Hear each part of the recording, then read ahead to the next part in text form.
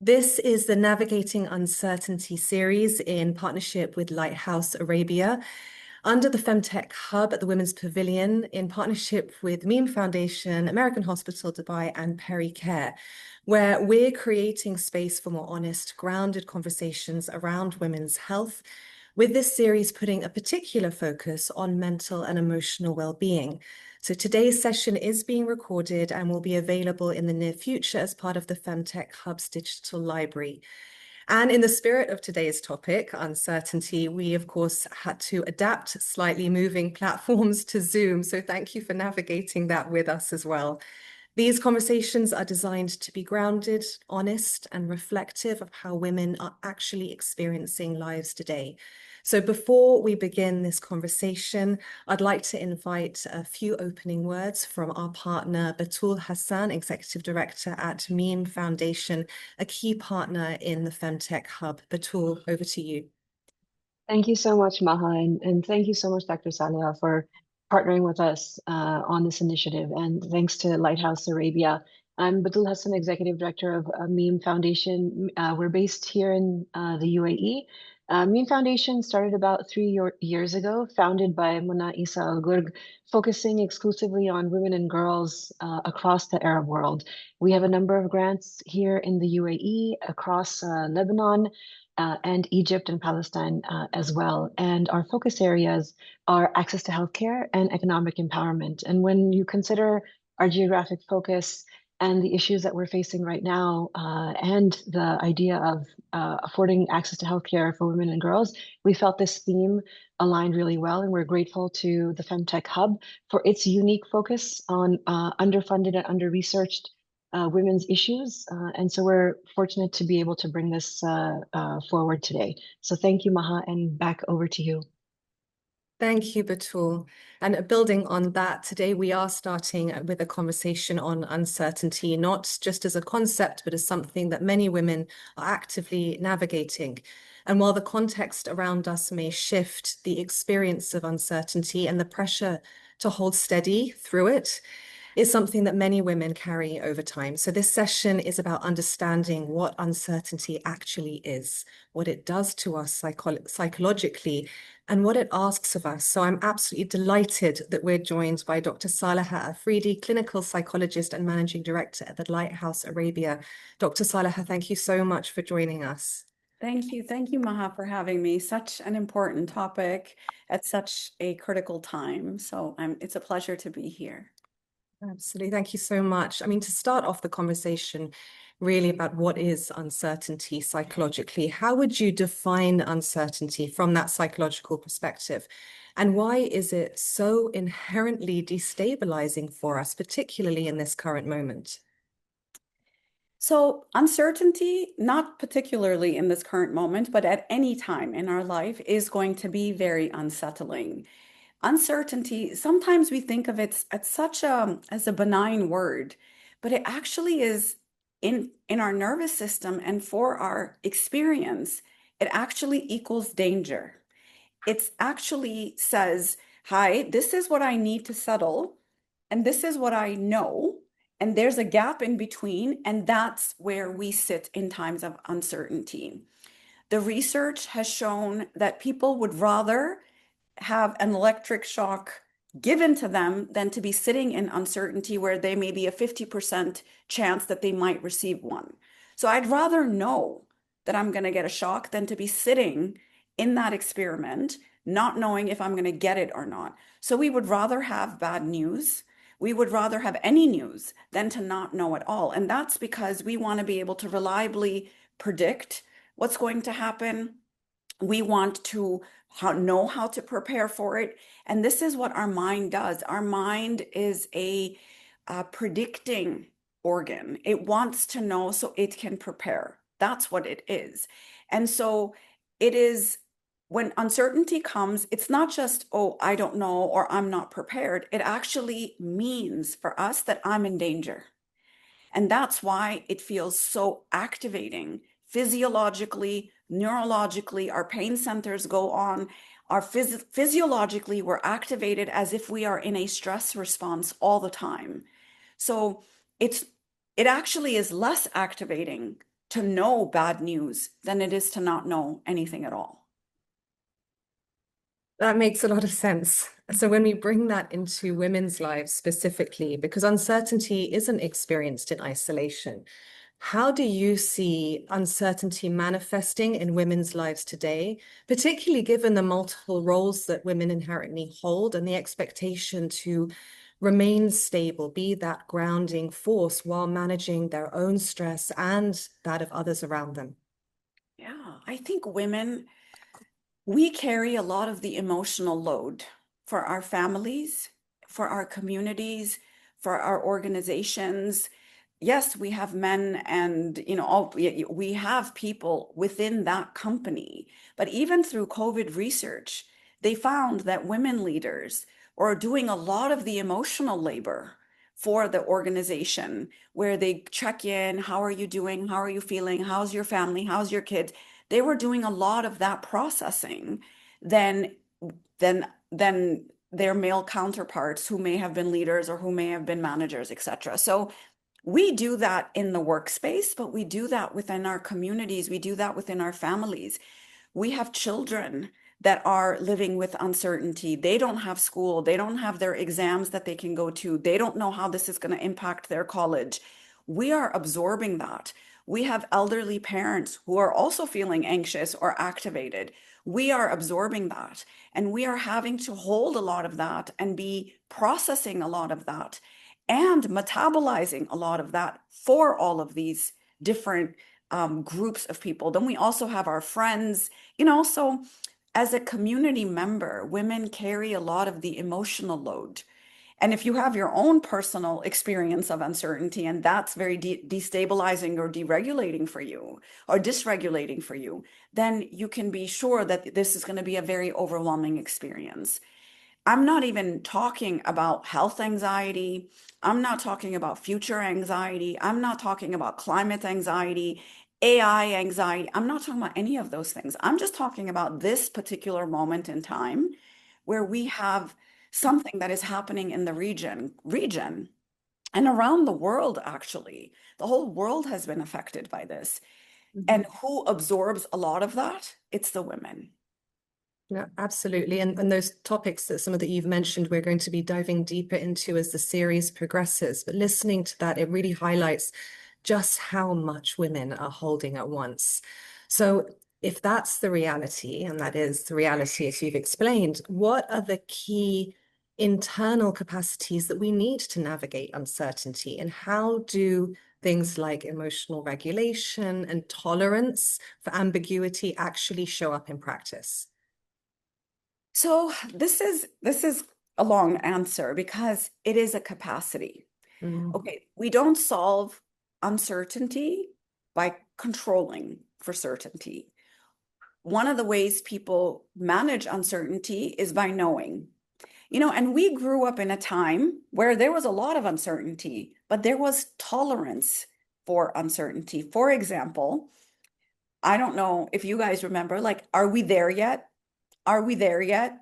Are we there yet? Like, are we there yet? So we would just have to sit with not yet, not yet. And then we'd have to calculate, okay, it's 78 miles from, wherever we're going. And this is how many, so we would just have to kind of be with not knowing. Now, every kid has a phone. They can put in the location and they'll know that in 13 minutes and 42 seconds, we will arrive.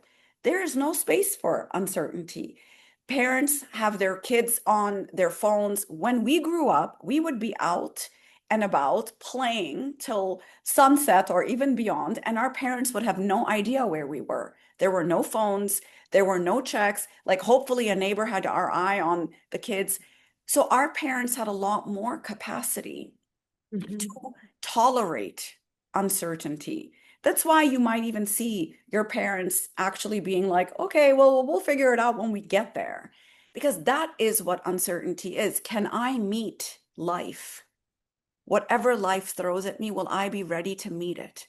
That's the capacity we're trying to build.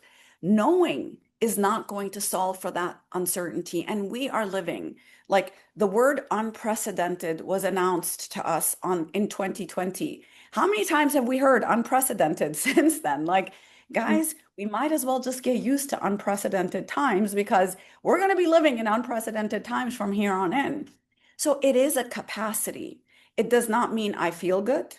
It does not mean this feels good. It does not mean I'm not overwhelmed. It does not mean I'm not anxious. It means this is hard. I can still think clearly. I can still stay present. I can still make decisions, and I can still show up for my life. That's what a capacity for tolerating uncertainty is. And there are practices that you should engage in to build that. It's a muscle. Like any muscle, when you go to the gym, it doesn't feel good when we're lifting heavy. And there's a lot of ruptures in order for them to repair and come. So the body becomes a very important component of that regulating capacity. Like, how do I bring myself into this moment, into this body? So body-based regulation, because when our body is activated, like when the body is alarmed, we are going to let our lens changes. We actually see threat when there is no threat. When our body is overly activated, our aperture actually narrows. So doing this as a practice on a daily basis, where we are regulating our body through breath, through orienting to our environment, through grounding, through posture, through the way we sort of contact the present moment, through the way we are sort of grounding ourselves in the present moment. And I can give you some exercises for that. That is how one way that we kind of orient ourselves. So body-based practices to keep ourselves in a regulated state so our lens doesn't become a threat lens would be number one. Number two would be really changing your relationship to the inner experience of uncertainty. This is what we refer to in acceptance and commitment therapy as psychological flexibility. You notice the anxiety. You notice the urge to check the phone. You urge surf. It's actually called urge surfing. You watch the you watch the urge, and you say, "Oh, here comes the catastrophic predictions of the world is coming to an end." Then you say, "I'm not going to check it, and I'm going to breathe through it. I notice it, and I'm going to not organize my life around these catastrophic thoughts." So you organize your life around what the present moment is and not your future-based fear. So you actually have to change your relationship to the physical discomfort that anxiety or that uncertainty sort of brings up in you. And you say, "I can tolerate this, and I will ride the wave of this urge to check and to get some sense of control." The third thing, which is very much linked, is capacity is not built through thought. You guys can sit here and listen to me and, "Oh, great thinking, Sal. Okay, we'll do that." You actually have to practice it. So I gave you this example of, I have children, one in Scotland, one in Miami. He's in high school. He just started driving. I want to know if he got home okay. I want to know if he's safe. I don't know. I don't know if he is.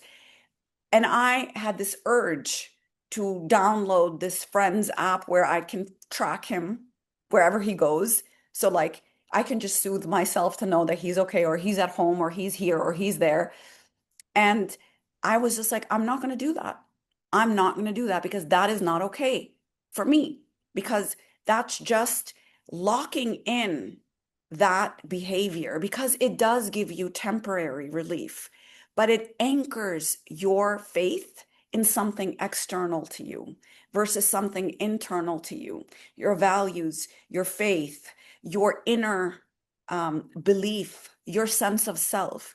And so I didn't do it. So, well, I'm still struggling. This is very hard for me, guys. But I would say that it really is about a practice. It's about delaying checking. It's about sitting with that suffering. It literally feels like suffering, and say, "I can survive not knowing, and I have faith that everything will be okay." And that's a practice of faith. What is faith? Faith exists only because we have doubt. What is doubt? Doubt is uncertainty. You cannot have faith without doubt. People who say, I have no doubts, then you have no faith, because faith can only be practiced when there is doubt. So this is when we start to lean into something that is internal, that is higher, rather than some external thing telling me everything is going to be okay. This is where the four things, your values, your identity, where do I sit anchored in? Is it going to always be something outside of me? If it is, then every time a wind blows, I'm going to be in unprecedented places. Or can I find the ground of my being? Can I find the center of myself? Can I be with something that is eternal inside of me, that I know that I have no idea what the future holds, but when I get there, I'll know exactly what I have to do. Because you know what? You will. Whether we plan for it or not, when you meet it, which is what we've done. We never planned for this, but guess what? We're sitting here 47 or 48 days in, sitting here doing a Zoom call about uncertainty. We never thought we could do this, but we are. And that's the faith that I have, that I don't know what the future holds. I don't know what that means, but I have faith in myself and in my capacity, in my ability, in my identity, in my values, that I will not live my life according to fear. I will live my life according to faith, according to a faith in my capacity and my ability. So those are the kind of four orientations you want to be thinking about: your body, your inner relationship to uncertainty, behavioral practices you have to do, and then anchoring yourselves in values and identity that are internal and not external. So that was a very long answer, but that's how I would say that we need to be thinking about uncertainty.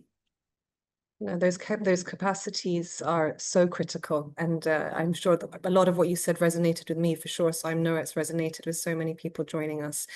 But they also require a lot of energy and space. So many people, I mean, myself included, feel so much more tired at them, inexplicably tired than I did at the beginning of March. And I've heard it from so many people. So what happens when that's stretched over time? What happens when uncertainty shifts from being temporary to ongoing? And how do we recognize that move from coping into fatigue or depletion? Yeah, I think this is a great point, because when we have an acute stress event, for example, those of us who are dialing from Dubai, we had the flood 2 years ago around this time, literally. And there was an event, it poured down, and then there was a recovery. We were in school, we were out of school for about 2 weeks, and then it was back, right? So there's a single event that happens, and then there's a whole stress response, but the stress response closes. The rain stopped, the clouds cleared, and the sun came out again, and we got on with life. That is a single event kind of experience. And there, your stress response will get activated, you will meet it, you will do what it needs to do, and the stress cycle completes. When you have prolonged or chronic uncertainty, you guys might have even noticed that in the first 2 weeks, you were sharper, you were cute, you knew what you were going to do, and you thought this was going to be a little bit like COVID. And then you were like, oh, wait, it's not a little bit like COVID. It's a little bit different than COVID. And then you had to constantly be adjusting. And then you found another rhythm. And then the alerts went a little bit quiet at night. And so we're constantly shifting and moving and changing. And when something is prolonged like this, I want you to think about it like a Wi-Fi signal. You know, when we're told that when you leave your house, you should turn off the Wi-Fi signal on your phone, because the phone keeps searching for a Wi-Fi to connect to. And the more it searches, and it's going in the background, it's not doing anything on your screen. It's just constantly looking for a signal to hook onto and that connect to, and that drains your battery. So if you don't want to drain your battery, turn off the Wi-Fi signal. This is what we're doing right now. We are in a constant, partially mobilized all the time for the last 40 some days that we've been in this. And that partial activation, we are monitoring, we are scanning. What's next? What's the next tweet? Who's going to say what? What's the next, like what's the next news? What do I need to be prepared for? That constant scanning and monitoring is very depleting for the nervous system. And that's when, you will start to see that there will be a lot more checking, there will be a lot more exhaustion. People are not People are saying things like, I feel burnt out, but they're not burnt out. They actually feel a little bit like apathetic. They're just like, ugh, I don't have cortisol left to engage in an active way. I'm just feeling flat. And I'm having difficulty concentrating. I'm having difficulty just kind of being in the moment. Your cognitive performance, the mistakes you're making, you're actually, your horizon narrows. This is something interesting that I've noticed in myself. Like I can plan quite, like people are asking me, oh, I need your availability for June 10th. And I'm like, June what? Like, what? What are you talking about right now? Like I'm trying to get through 10 o'clock today, And so the horizon actually starts to get really narrow and I just got to get through the next thing and the next thing and the next thing. And so when you know you are like this is what I call the low power mode. You need to put yourself in a low power mode and you need to do the minimal viable operations for your life in businesses, when there is distressing times, the business goes into minimal viable operations. What do we need to cut down? What do we need to get rid of? What do we need to do to sustain ourselves through these difficult times?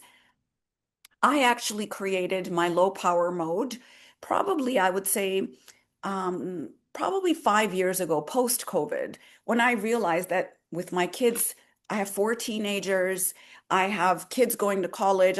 So I needed to have an operating model that was just going to cut out everything and just come down to minimal viable functioning. I have to go to work. I have to show up for my community. I have to show up for my kids. I have to exercise.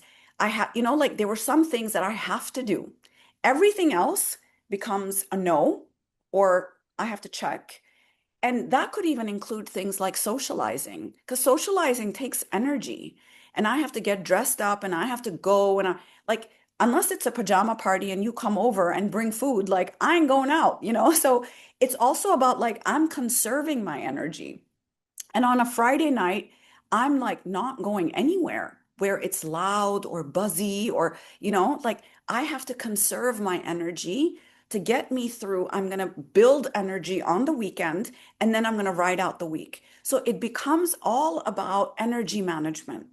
And it's not even about time management. Do I have time right now? Yes, I do. Do I have energy right now? I'm not sure. Because every day that energy fluctuates. And as women, we have our cycles, we have our hormones, we have perimenopause, we have menopause, we have menstrual cycles, we have children and their cycles, we have elderly parents and their needs. So we are constantly needing to say, okay, what's going to need me today? What's going to need me today? Who's going to need me today? So we have to be very, very sophisticated as women when it comes to energy management. And I just don't think women think like that. I've had to learn to think like that because I've burnt out twice, complete flat out burnt out, where I was out for 6 weeks. And I realized that, okay, my love is infinite. My care for you is infinite, but my energy is finite. My time is finite. My recovery capacity is finite. And as I age, that becomes harder to recover, So we have to really think about energy management, especially at critical junctions in our life, such as our kids going away to college or our kids in adolescence. Kids in adolescence need a lot more than kids when they're younger.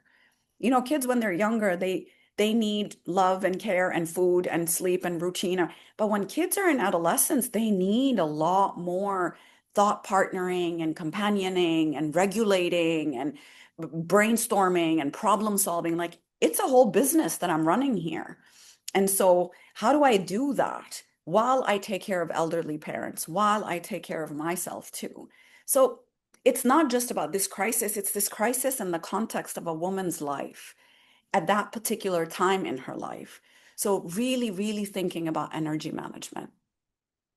Thank you for even mentioning on that list of taking care of yourself, because I think that that's something that we, especially as women, always forget to do.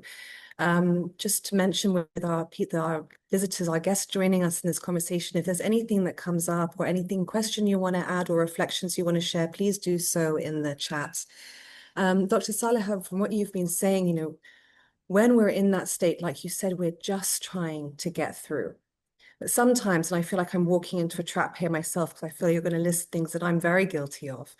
But the ways we cope can sometimes make things harder. So what are some of the ways that people are unintentionally making this uncertainty harder for ourselves? So the first thing I would say is seeking reassurance. So all that scrolling, I'm so guilty. I did it in the first few weeks because I was just like, oh, what's happening? Like, and then like my husband saw me as like the reporter. Like everybody in my family saw me as like Al Jazeera, you know, a proxy here. Like I was like, and then this happened, and then that happened. Like I get it. We Yeah. do this. But then I was like, no, no, no, no, no. I'm not doing that. Like, bring it in, Sal, rein it in. And so yes, seeking reassurance from online sources does reduce distress, but it keeps you dependent on something external to you. So this is one thing that I would say is that we are doing to basically become addicted. I have an urge, I smoke a cigarette, I reinforce the urge. I have an urge, I smoke a cigarette, I reinforce the urge. This is the same thing that you're doing. You have an urge, you check it, you reinforce that habit. If you have an urge and you say, oh, I have an urge, I really feel like checking. I really wonder what's happening. I really wonder what the next tweet of this guy was. But I say, actually, let me go get some water or let me go check on my daughter. And I'm watching the urge. I'm watching it. So I'm going to add the second thing to that, which is people actually ignore the urge or they suppress it. No, no, no, no, no. I'm okay. I'm okay. Alhamdulillah, everything is fine. I'm fine. And they do some of this spiritual bypassing. I'm all about God. I have great faith in God. Thank God for God. But God also said, you have to do your work. Like, I'm with you, but you got to do your work. And that work is that you have to build that capacity.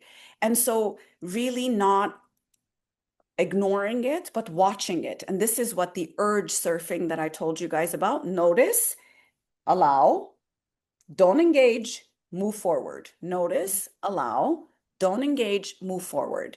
The third thing is this catastrophic interpretation of any activation. People are like, oh, but that was my intuition. No, it wasn't. It was not your intuition. Unless you have really worked on clearing out your pathology, that's not intuition. That's called fear. And it can look the same sometimes, but unless there is total silence inside of you, which I don't believe many people have reached that point, you actually won't know the difference between a threat or intuition. And you really have to understand that very fine nuance between my gut is telling me I have to pack up and move versus let's get out of here, right? These two can actually look the same inside of people. So, this catastrophic interpretation of uncertainty, that uncertainty equals danger, uncertainty equals loss, uncertainty equals rejection. For example, you get a message, you get an SMS that says, Maha, I need to talk to you. I just send you a message and say, Maha, I need to talk to you. Maha is now thinking, oh my God, what did I do? Did I say, I must have said something to her. Maybe she doesn't like that I said this. Maybe I'm asking that, maybe I shouldn't have done that. You're going to go through the 784 things that you probably did wrong in our last week's interactions before you actually come to, hey, I was thinking, what color should I wear for our live? You know, like that's not going to make it on the list. So this catastrophic interpretation and not pulling yourself in and say, you know what? I don't know what she wants, but I'm sure it'll be fine. Like this kind of self-parenting and self-coaching is not something that many of us do. We feel something, we engage in it. We actually don't actually hold the tension for very long. And this idea that when we say, I can't handle this, I can't, it's too much, right? We say things like this. Okay, that was a thought. That's a thought you just had. This is what we call an acceptance and commitment therapy. That's a thought. It's called cognition. Let's diffuse from that cognition. I can't handle it is a thought. It is not reality.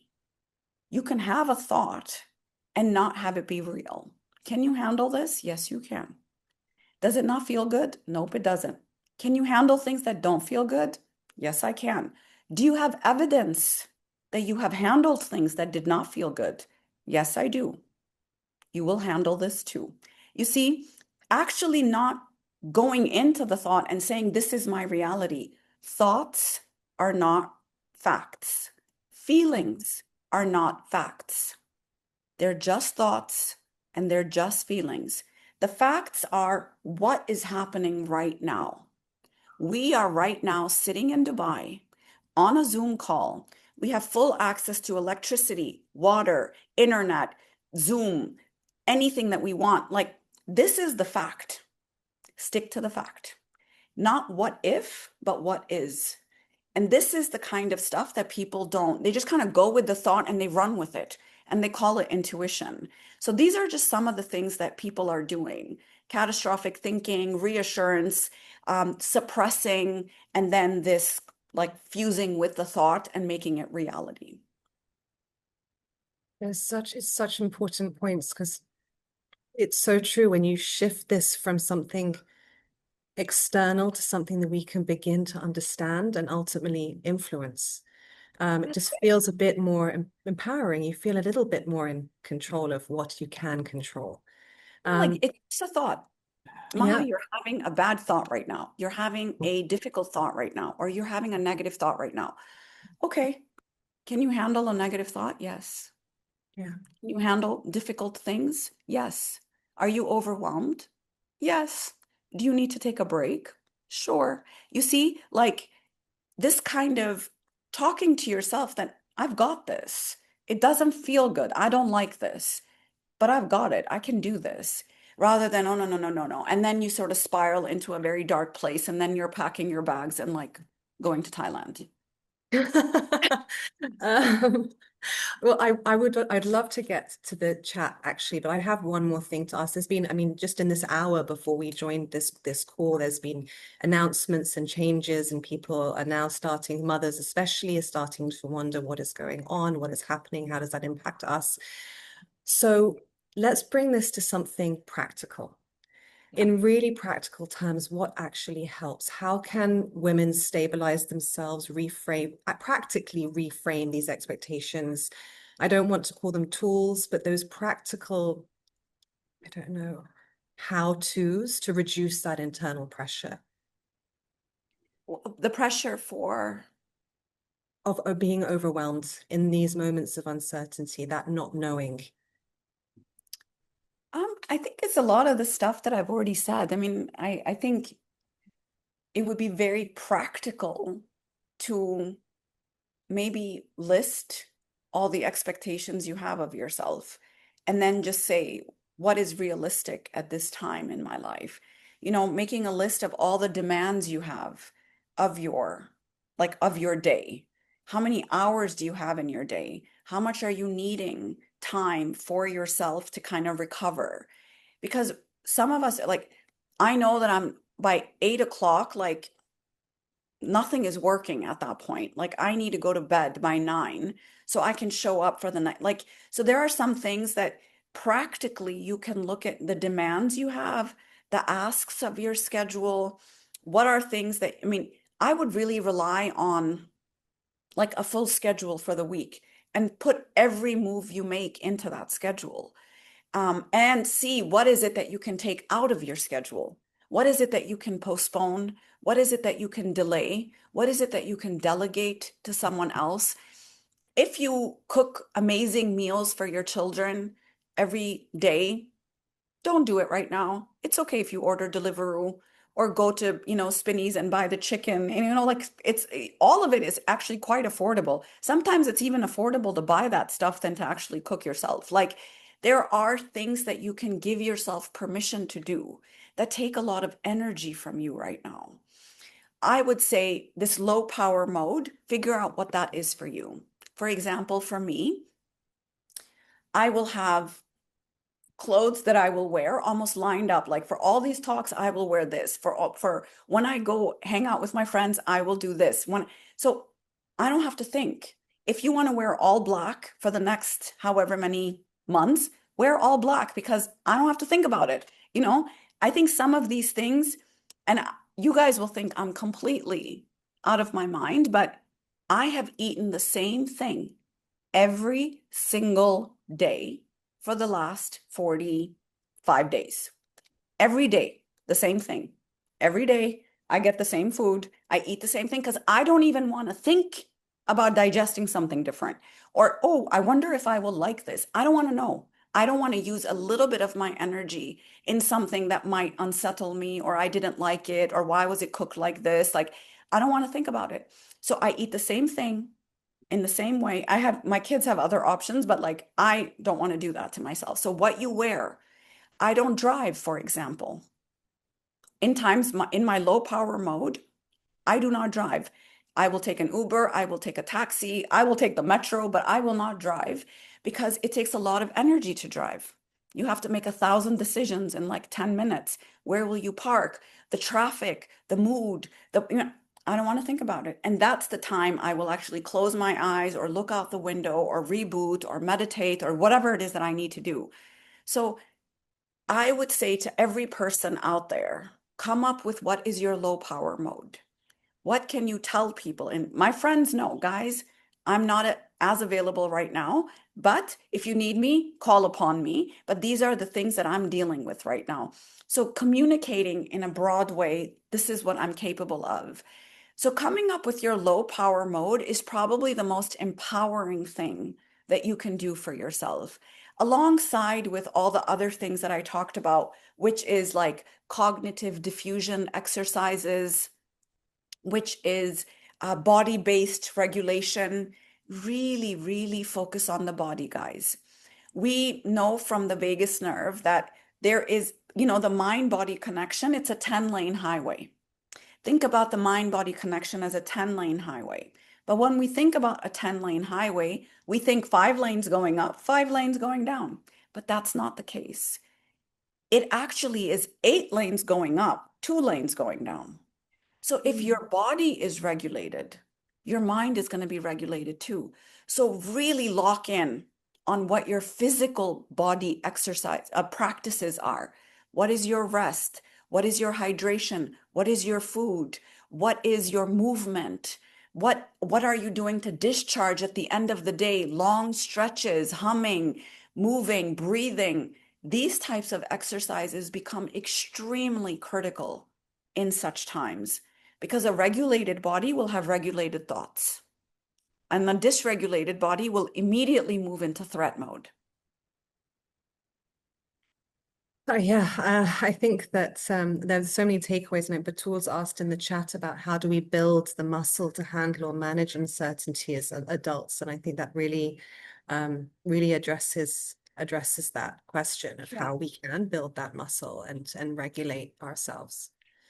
Can I just add to that? Please. Like the more recently, after, many uncertain things that have happened in my life, I came to something inside of me, which I and others before me have referred to as the ground of my being. I came to something inside of me that was the ground of my being. And that was not something outside of me. It was something inside of me. I almost hit this ground. And then this ground was unshakable. It was unbreakable. It was you cannot unmoor it. You cannot, it was unshakable. And this did not mean that I didn't feel pain. It did not mean that I was calm. It did not mean I was detached. I just found the ground inside of me as the world is changing and news is coming and the news is getting more and more catastrophic and apocalyptic and the uncertainties are rising. I know this place inside of me, and I know I will meet it, whatever comes my way. So I think this mantra that my sense of stability comes from within me, and I need to just build on that, my sense of self, my faith in myself, also obviously in God.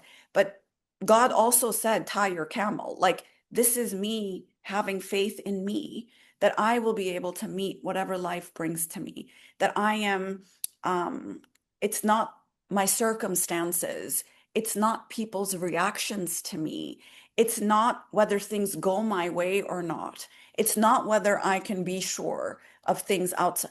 Nothing is for certain. Even when we have certainty, it's an illusion. It's all an illusion because your life can change like this. Tomorrow, you don't know what could happen. So, how can you just stay steady inside of yourself? So, this ground of my being became this project of mine, which is that I need to keep going to this place inside of me and building this steadiness inside of me. And I will say that therapy had a big part in that. I've been engaged in long-term therapy, meeting those parts of me, holding a lot of space for those parts, reparenting some of my anxiety, growing up in a very anxious household. Like I had to teach myself these things. So it's a whole like ecosystem you almost have to develop inside of yourself that says, I've got this. No matter what, I'm going to be okay. Thank you, Dr. Saliha. Really, that's a beautiful way to bring the conversation to a close. Thank you so much for your time, your insights. It's been such an important conversation, really, to open this series. So We thank have you. some questions in the Q&A box. Oh, do we? Yeah. There's a Q&A box and a chat box. So I just opened the Q&A box. I'm going to start bottom up because we Okay, probably great. answered some of them. Will this be recorded? Yes, it will be recorded. Maha, where will it be? We will be posting it, and we'll be able to share the link of where it will be posted, the platform that it will be on. Okay. How can people manage anxiety when there's constant negative news? So I don't think I mentioned this, but I would say really have very good practices around social media use. Social media use, research shows it exacerbates all kinds of mental health issues, whether it's body image, whether it's self-esteem, whether it's social comparison, whether it's anxiety, climate anxiety, just it doesn't make you feel good. So really have some very good practices in place, whether or not you want to engage with social media. So do a body scan, do an emotional check. Like, do I want to check the news right now? Expect that it will be bad. Expect that there will be something disturbing in there that's going to be like, oh, why did I check it? Expect that it will be bad. Do a body scan and say, do I really want to do that to myself right now? If you're not feeling good, don't check it. Go do something else. And I think it's very important to have a list of other things you can do in short minutes and times. Like, for example, at the stoplight, everybody grabs their phone and goes on Instagram. At the stoplight, it's almost like the red light means check Instagram. Don't do that. The red light means breathing. It means stop and take a deep breath. So reprogram yourself to say, I'm going to breathe now versus I'm going to check my Instagram now. So that's one way that you can start to say, okay, if I have 5 minutes before my next meeting, what will I do? Okay, I will have some water. I will do some shaking. I will do one stretch. That way, you don't have to wonder, what should I do in between? Because that's when people check Instagram, right? I just have a few minutes. Let me just see what's happening. Don't do that to yourself. Have other things that you can do in those short times, and then have a very specific time, not close to bedtime, not first thing in the morning, not before important meetings like being with your family or being in a work meeting. don't check Instagram at those times. So it would become very important to really have good habits around when you are going to check it. And then, yeah, all the other things that I said would help you manage the anxiety, because it's not going to be good news, guys. So thank you for this, ladies. It's so helpful to have professionals talk about what we women feel in these difficult times. I feel so seen. That was a comment, not a question. Thank you. So somebody said, how do you navigate the decision to leave a toxic job during uncertain times, especially when staying feels harmful to your mental health, but leaving also feels risky? Yeah, I think we're actually doing an Instagram live tomorrow with a financial advisor and Dr. Robert, who's the MD of the Lighthouse. And I would say dial into that, and they will help you think about like financial, because it's a financial decision.